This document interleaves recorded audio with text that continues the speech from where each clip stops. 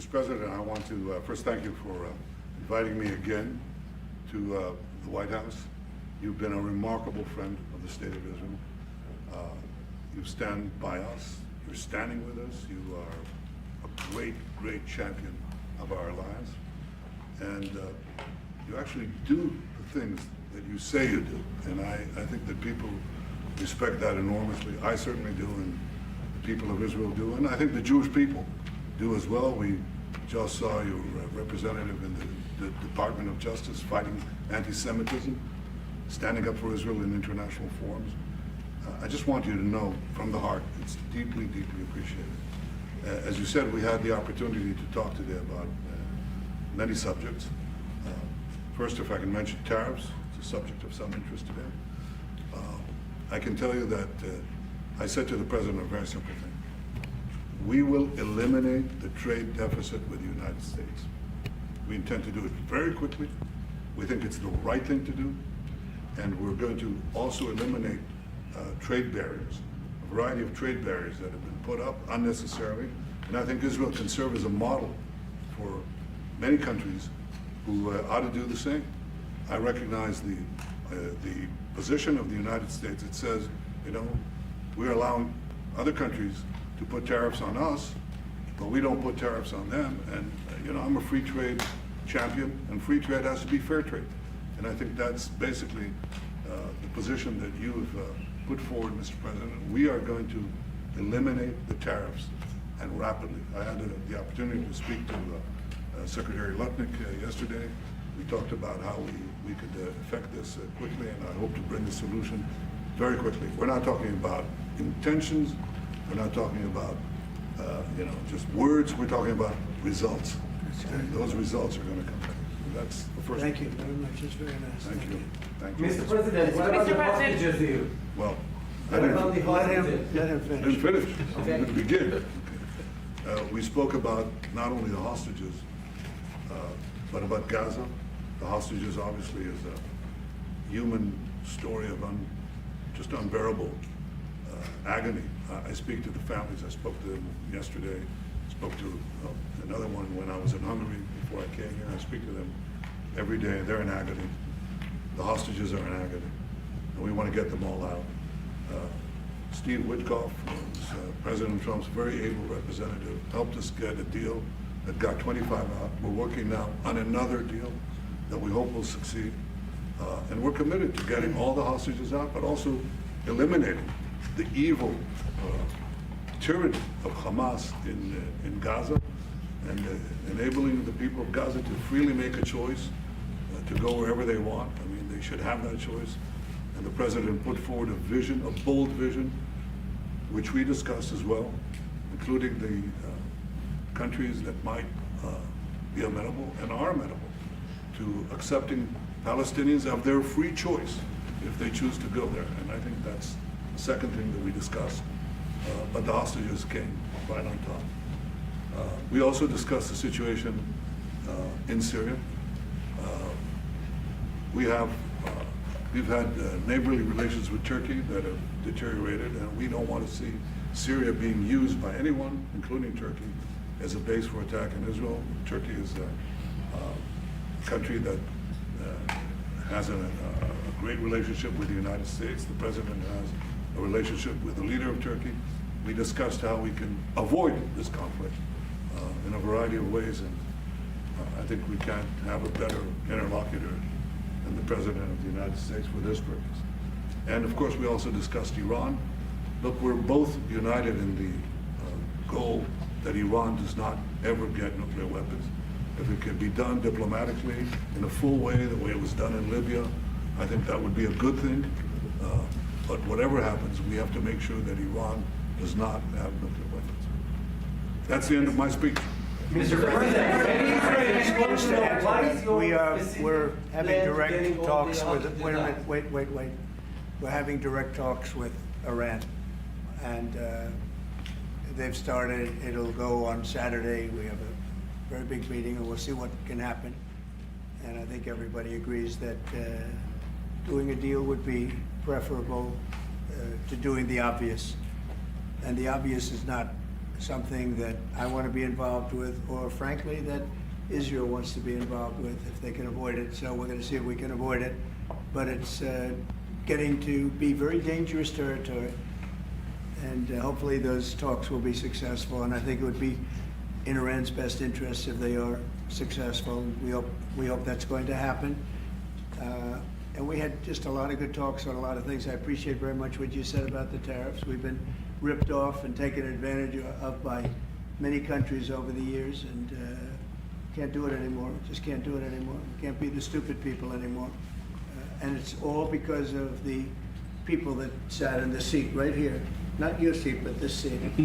They allowed things to happen to our country that they shouldn't have allowed to happen on trade and other things, many other things. I mean, look at what's happened with our last president, where he allowed millions of people to come into our country with an open border.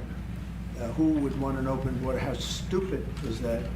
But he allowed millions and millions of people, and of the millions, and I think it was 21 million people, but let's say 3 of them were serious criminals, serious murderers and drug dealers and gang members and people from jails. All the jails emptied out right into our country, right along the open border on Mexico, generally the Mexico. Okay, they came in from Canada too, by the way, a lot. But generally speaking, on the southern border. And what a shame it is that we are now working very hard to get them out, get the criminals out, get the murderers out, the drug dealers, the mentally insane, get them out. They dropped the mentally insane in our country too. And this was all done by the Biden administration. It's a disgrace that we have to work so hard. And then we have judges that try and protect these people, but they didn't protect us when the people were being let in. But to get them out is never easy with these people. So I think we're doing a great job. The border is the best it's ever been. It's even as strong as it was. I had a great, solid border. I think it might even be tougher right now and stronger. So people are coming into our country, but they're coming in legally. We have a legal process, and we have that moving along properly, because we need people to come into our country, but we want people that can love our country and cherish our country. So that's where we are. And with that, any questions? Mr. President, the European Union reaction to the markets today, and would you be open to a pause in tariffs to allow for negotiations? Well, we're not looking at that. We have many, many countries that are coming to negotiate deals with us, and they're going to be fair deals. And in certain cases, they're going to be paying substantial tariffs. There'll be fair deals. As you know, I spoke this morning with the Prime Minister of Japan, and we had a very good conversation. They're coming. And I said, one thing, you're going to have to open up your country, because we sold no cars, like 0 cars in Japan, and they sold millions of cars into our country. They don't really take our agriculture, a little bit of it just to keep us slightly happy, but they don't take what they're supposed to be taking. So we have a great relationship with Japan. We're going to keep it that way, but they're coming in to meet, and other countries are coming in. With China, as you know, against my statement, they put a 34% tariff on above what their ridiculous tariffs were already. And I said, if that tariff isn't removed by tomorrow at 12 o'clock, we're putting a 50% tariff on above the tariffs that we put on. So they've gone for years. They've become a rich country because of people, again, that were in the White House that allowed this to happen. Hundreds of billions of dollars a year they'd make on us on trade, and it shouldn't be that way. And I have a great relationship with President Xi. I hope it's going to stay that way. I have great respect for China. But they can't do this. We're going to have one shot at this, and no other president's going to do this, what I'm doing. And I'll tell you what, it's an honor to do it, because we have been just destroyed, what they've done to our system. You know, we have $36 trillion of debt for a reason. And the reason is that people allowed it to get that way. So we'll be talking to China. We'll be talking to a lot of different countries. And I think, you know, if we can make a really fair deal and a good deal for the United States, not a good deal for others. This is America first. It's now America first. And we didn't put America first. We put America last. The people that were in the Oval Office put America last, and we're not going to stand for it. Yeah. Mr. President, who's going to represent the U.S. in the talks with Iran? Two 2 questions. Do you expect any of these deals to be made before April 9th? And secondly, there have been some mixed messages from your administration. You're talking about negotiations, and yet others in your administration are saying that these tariffs are actually permanent. What is the action? Well, they can both be true.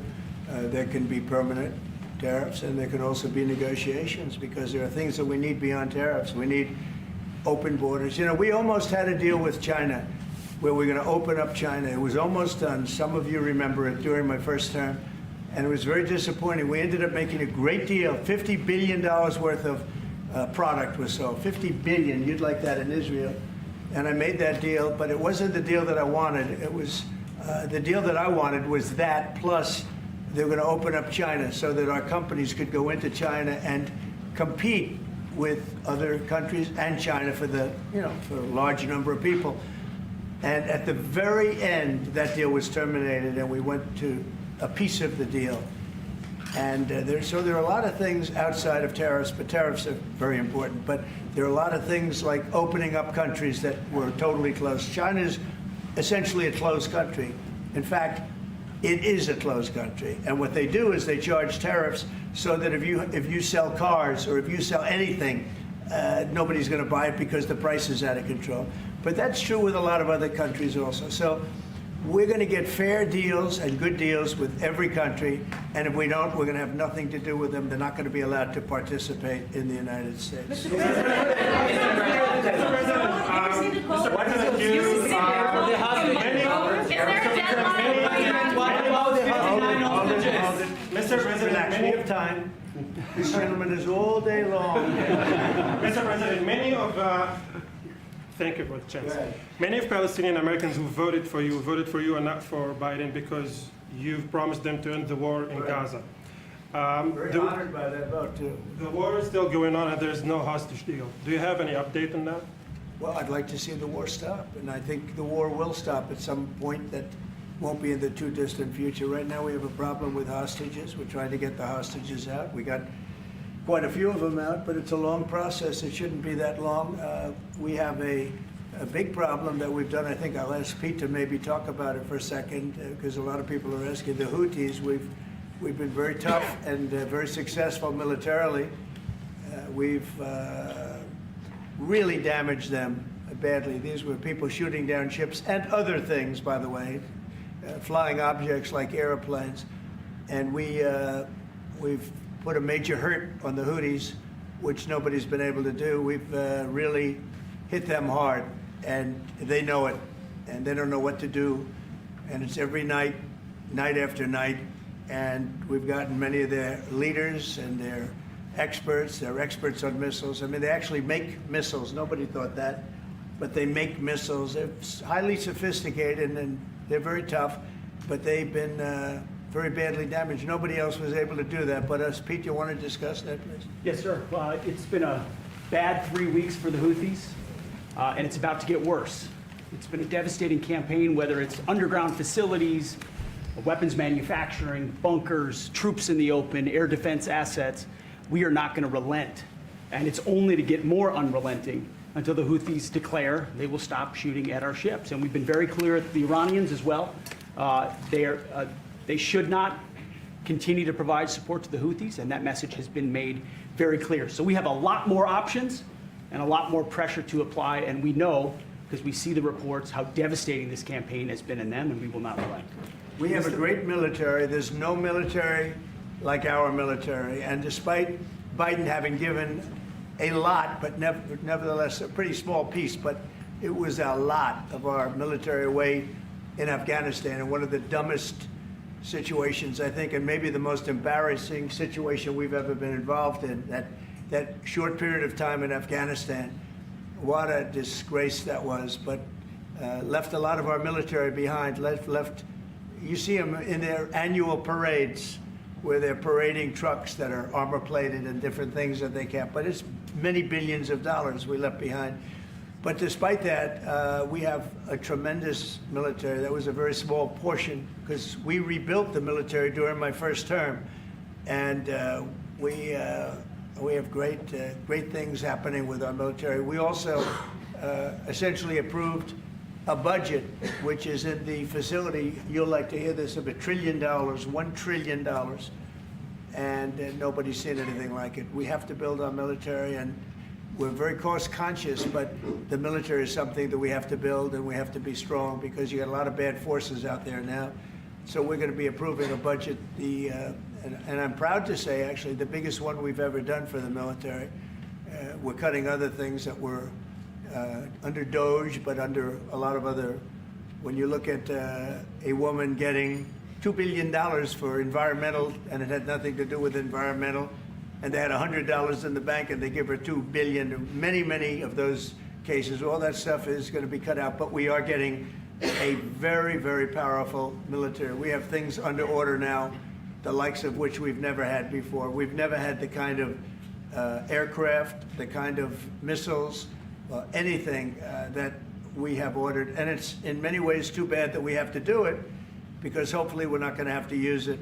But the military is very powerful, and it's going to remain that way. How do you... Mr. President, deal, please. Yes, please. Thank you, Mr. President. I want to ask you about Iran, because this is the first time we hear that the U.S. is having a direct contact with the Iranians.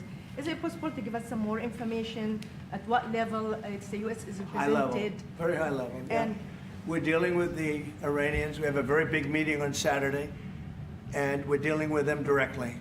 You know, a lot of people say, oh, maybe you're going through surrogates, or you're not dealing directly, you're dealing through other countries. No, we're dealing with them directly, and maybe a deal is going to be made. That would be great.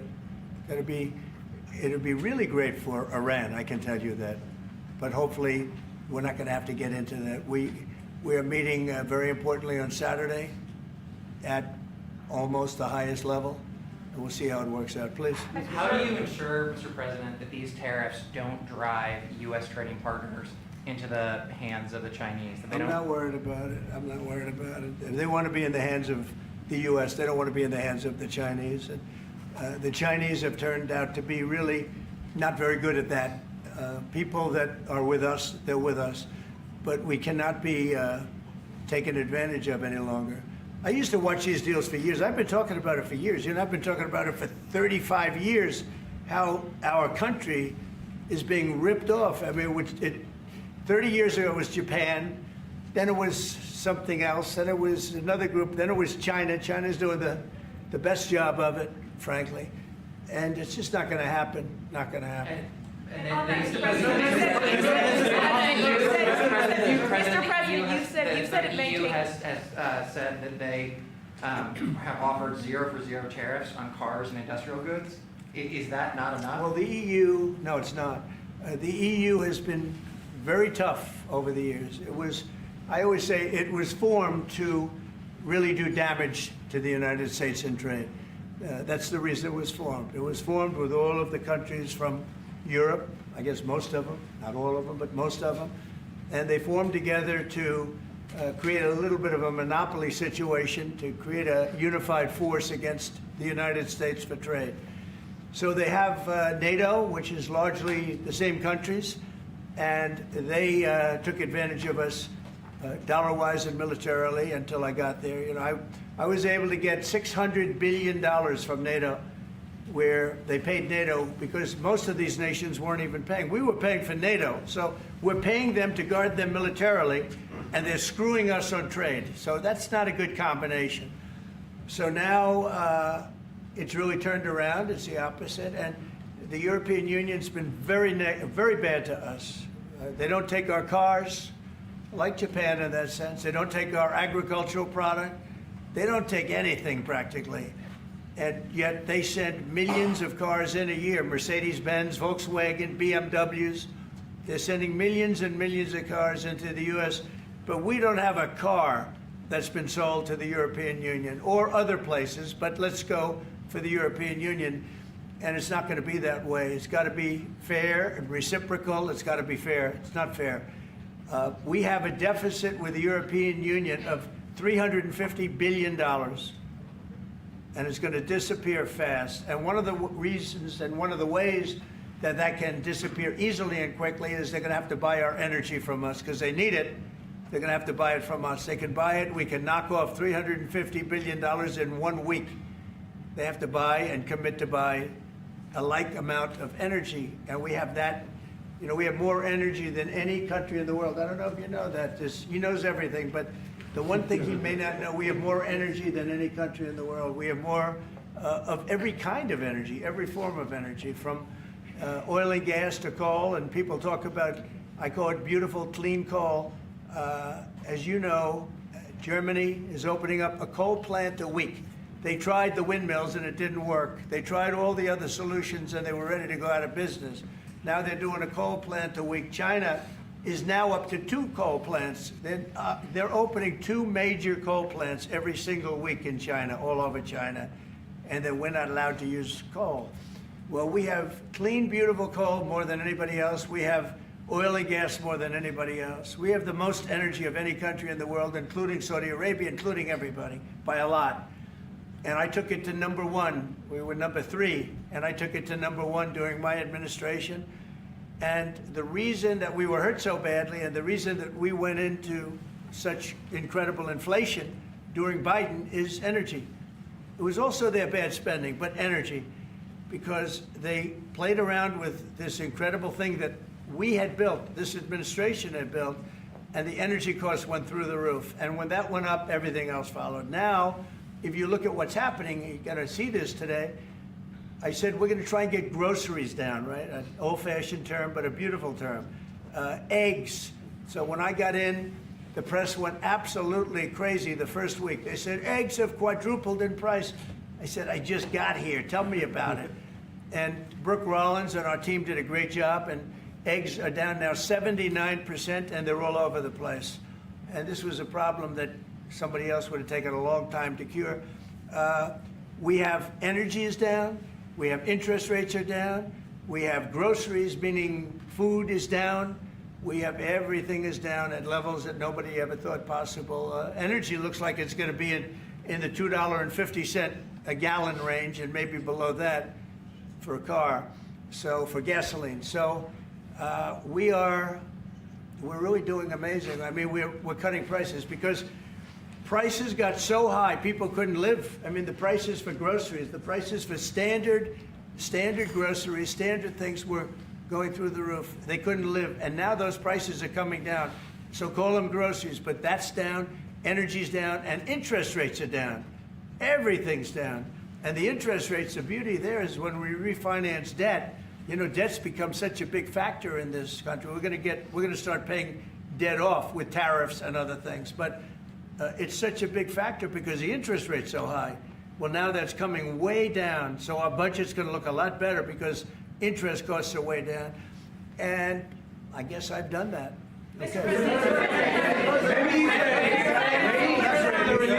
Many Israelis are watching you now on live show. Good. What is your specific way of getting the hostages out from the horrific captivity? We are trying very hard to get the hostages out. We're looking at another ceasefire. We'll see what happens. But we want to get the hostages out. The Israeli people want the hostages out more than anything. They want the hostages out. This man is working very hard with us to do that. I mean, I don't know. I hope he's being appreciated because he's been a great leader. He's working very, very hard on the hostages and many other things. And there are plenty of things you have to work on. It's a tough place in the world. I have a good partner. Yeah, you do have a good partner, and so do we. We're working very hard on the hostages. If you're going to negotiate a new deal with Iran, can you elaborate how it's going to be more effective than the JCPOA? Well, I can't really say that, but I think it'll be different and maybe a lot stronger. But they were so happy when we made that first deal because we did get a lot out. You know, I had people right in this office, this beautiful Oval Office. They came in, 10 people, hostages, you know that. And I said to them, so how was it? And the stories they told me, I mean, as an example, I said to them, was there any sign of love? You were there, 10 people. It's only 10, but it's pretty representative. Did the Hamas show any signs of, like, help or liking you? Did they wink at you? Did they give you a piece of bread extra? Did they give you a meal on the side, like, you know, you think of doing? like what happened in Germany, what happened elsewhere. People would try and help people that were in unbelievable distress. They said no. I said, all of them. I said, did they ever wink at you like, you'll be okay? You're going to be okay? No, they didn't do that. They'd slap us. The hatred is unbelievable. And the lives, you know, they lived in a pipe, not really a tunnel, it was a pipe. And they always thought they were suffocating, they were going to suffocate. And then they'd open up the pipe, and it was like 3.5 feet high. This isn't, you know, we hear tunnels is bad, but pipes are worse. And the stories I heard were incredible. But I just said, was there any sign of potential love or affection? And there were none whatsoever. It was amazing to me. There was nothing like, here, take this, it's a little extra meal or something. They lived like hell. I don't know. They seemed to be, they were amazing to me because they seemed to be pretty normal. They weren't scarred, but I guarantee underneath they have to be scarred. And one was there for 356 days. Another was there for about 180 days, you know, a long time. These are people that have been really, really horribly treated. I've never seen anything like it, actually. I was very surprised to hear the answer. Thank you, Mr. President. Are there 2 or 3 countries that are on your list that you feel are farther along in getting their tariffs lowered? I think there are many that want to get rid of tariffs right now. European Union, I mean, as badly as they've treated us, they've brought their car tariffs essentially off. I guess they brought it down to 2.5, and I hear maybe to nothing. But it's not only tariffs, it's non-monetary tariffs. It's tariffs where they put things on that make it impossible for you to sell a car. It's not a money thing. They make it so difficult, the standards and the tests. They drop a bowling ball on the top of your car from 20 feet up in the air, and if there's a little dent, they say, no, I'm sorry, your car doesn't qualify. When the same car from Germany or anything would dent likewise, unless you're going to have an army tank, it's going to dent. So they come up with rules and regulations that are just designed for one reason, that you can't sell your product in those countries, and we're not going to let that happen. Those are called non-monetary barriers. They make barriers that are so tough that it's impossible to qualify. So tariffs are a big part of it, but there's another big part of it, and that's barriers. They also do something else. They manipulate their currency, and they drive it down. They want to have low currencies, you know. It sounds better to have a high currency, a strong dollar or whatever, but they bring their currency down, and when it competes with our currency, it's very hard to sell a tractor. It's very hard to sell product because their currency is low and ours is much higher relatively. And so it makes it very hard. I speak to a lot of companies that do business, tractor companies, and they say it's so hard to sell because what they've done is they've lowered the yen or they've lowered the yuan or they've lowered their currency, so that it's very hard to compete. We don't want that either. So we have a lot of things that we're talking about, but we're going to fix it properly, and it's going to be fair to everybody. And in the end, I think we're going to have a world that does a lot better, you know, but they have to respect the United States. And nobody but me would do this. Nobody but me would do this. You know, it would be nice to serve, a nice, easy term, but we have an opportunity to change the fabric of our country. We have an opportunity to reset the table on trade.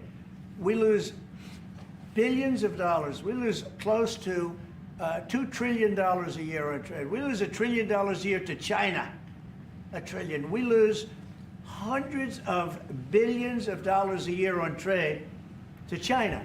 We lose hundreds of billions of dollars overall, probably close to $2 trillion. Why would we do that? Number one, why would we do that? And then you have to say, is it sustainable? Then you hear about all of the people that say, well, deficits. If we have a deficit with the country, or if the country has a big surplus with us, like China has a massive surplus, that they take and they spend on their military. Well, we don't want that. I don't want them to take $500, $600 billion a year and spend it on their military. I don't want them spending money on their military. And I shouldn't have to spend money. We shouldn't have to spend it either. Because, you know, hopefully, and I said this to President Xi, hopefully it's money that we're never going to use. In other words, because we're not going to use those incredible weapons that we have and that they have. We don't want that. So It's going to be very interesting. It's the only chance our country will have to reset the table, because no other president would be willing to do what I'm doing or to even go through it. Now, I don't mind going through it because I see a beautiful picture at the end, but we are making tremendous progress with a lot of countries, and the countries that really took advantage of us are now saying, please negotiate. You know why? Because they're getting beaten badly because of what's happening.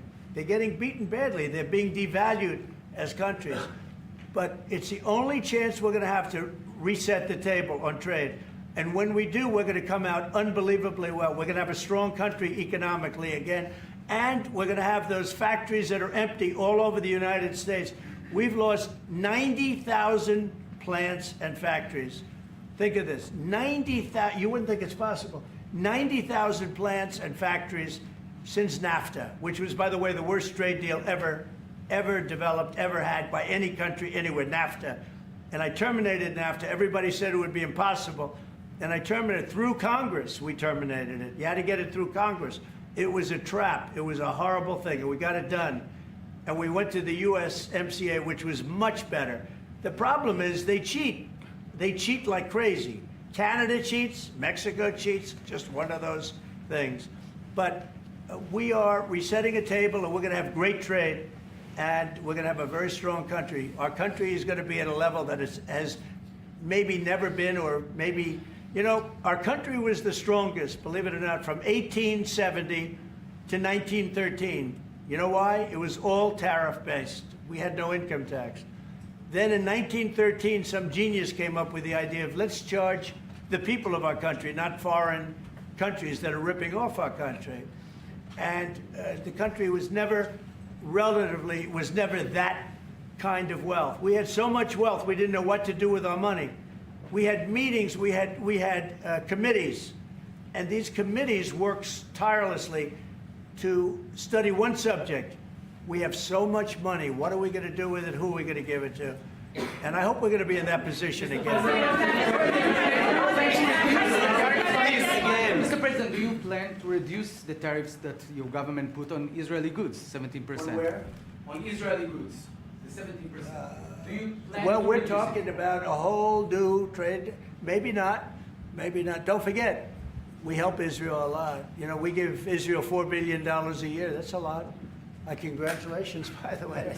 That's pretty good. But we give Israel billions of dollars a year. Billions. It's one of the highest of, and we give a lot of countries money. You wouldn't believe if I said we give Afghanistan a lot of money, didn't it? Because that was a Biden deal, another Biden deal. Not only did he embarrass us with that, but they give them billions of dollars, Afghanistan, right? So, but no, we take good care of our friends, and we don't take care of our enemies. We're not taking care of our enemies anymore, but we do take care of our friends. Mr. Berman for the Times of Israel. The IDF is fighting again in the Gaza Strip. I myself might be called up in a month. Do you think that's the way to pressure Hamas to get to a deal? And do you think blocking humanitarian aid is also an effective pressure tactic? Well, you know how I feel about the Gaza Strip. I think it's an incredible piece of important real estate, and I think it's something that we would be involved in, but you know, having a peace force like the United States there, controlling and owning the Gaza Strip would be a good thing.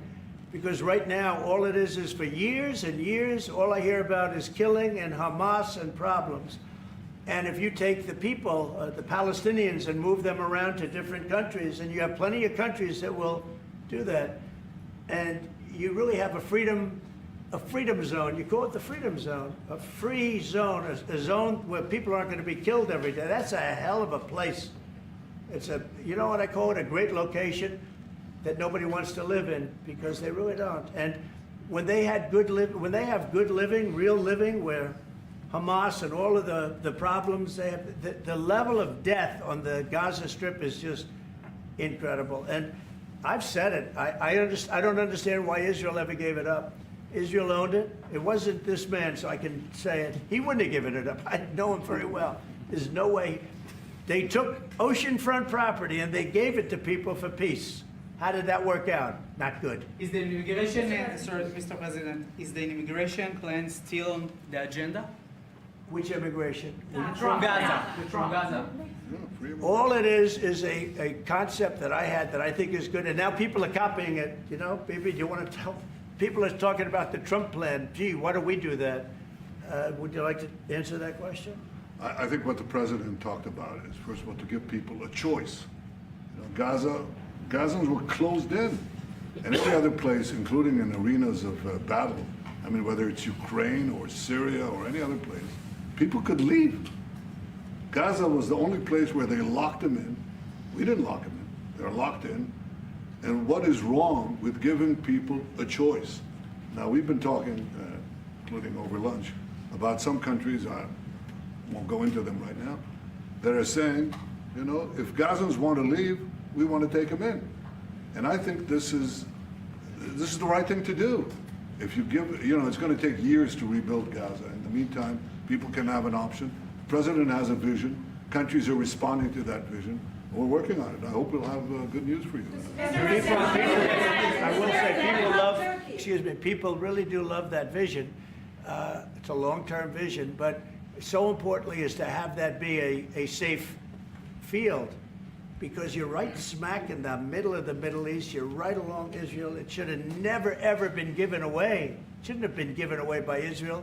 I don't know why they did it. I mean, I do know why, because they were promised peace, but that didn't work out too well, because it's one of the most dangerous pieces of land anywhere in the world. Gaza is one of the most dangerous places in the world. So they gave it away for good intention, and it didn't work out that way. And a lot of people like my concept, but you know, there are other concepts that I like too. And there are some concepts I don't like. You know what I don't like? The way it is now. Because right now it's a dangerous death trap, Gaza. Yeah. Thank you, sir. Can you talk a little bit about your potential meeting with Vladimir Putin? Do you still plan to meet with him? Could that happen in Saudi Arabia?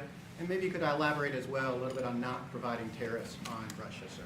So the reason we're not talking about tariffs with Russia is because we're not doing business essentially with Russia, because they're in a war. And I'm not happy about what's going on with the bombing, because they're bombing like crazy right now. They're bombing. I don't know what's happening there. That's not a good situation. So we're meeting with Russia. We're meeting with Ukraine. And we're getting sort of close. But I'm not happy with all the bombing that's going on the last week or so. Horrible. It's a horrible thing. It's a horrible thing. Can countries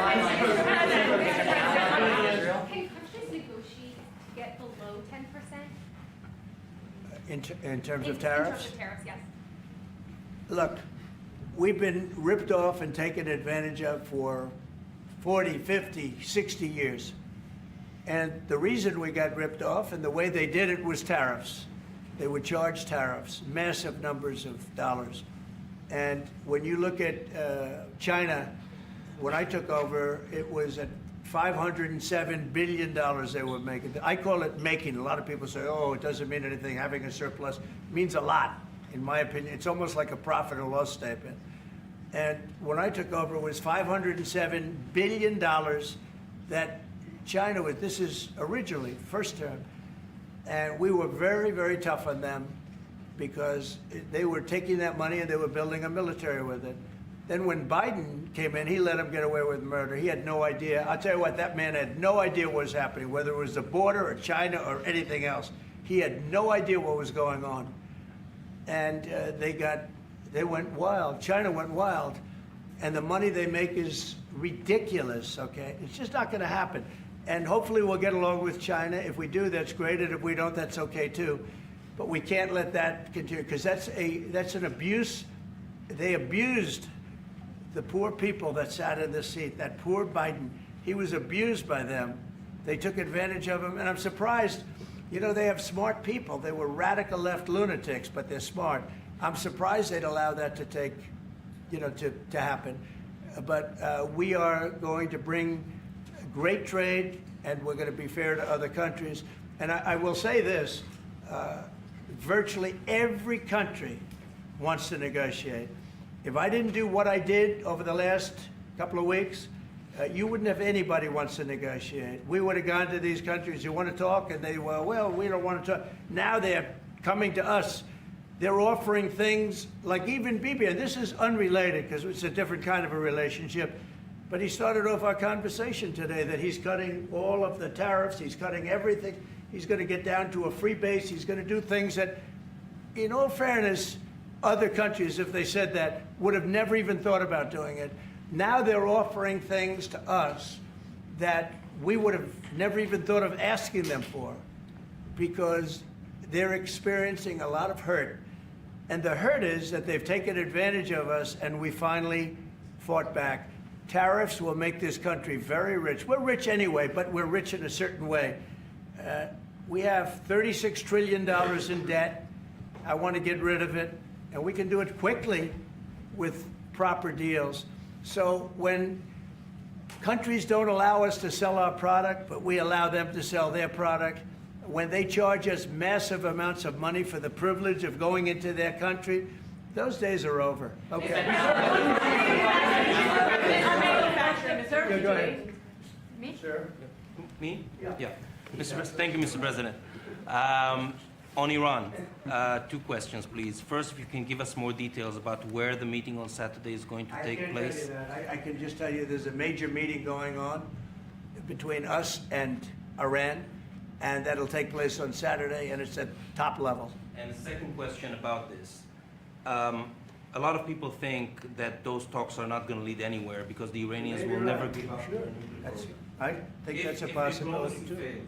If diplomacy fails, is the United States, under your leadership, ready to take military action to destroy the Iranian nuclear program and remove this threat? I think if the talks aren't successful with Iran, I think Iran is going to be in great danger. And I hate to say it, great danger, because they can't have a nuclear weapon. So is that a yes? You know, it's not a complicated formula. Iran cannot have a nuclear weapon. That's all there is. So Can't is the have US it. ready? Right now, we have Military countries action? that have nuclear power that shouldn't have it, but I'm sure we'll be able to negotiate out of that too as part of this later on down the line. But Iran cannot have a nuclear weapon. And if the talks aren't successful, I actually think it'll be a very bad day for Iran if that's the case. Yeah.